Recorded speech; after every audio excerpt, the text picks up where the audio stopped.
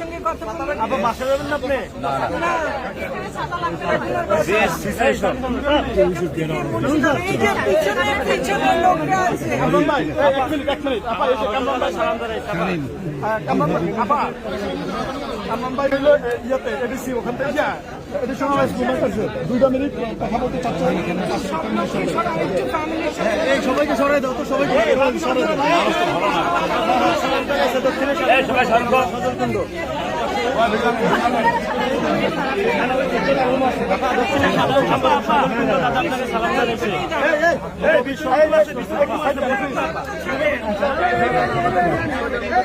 মানে এখানে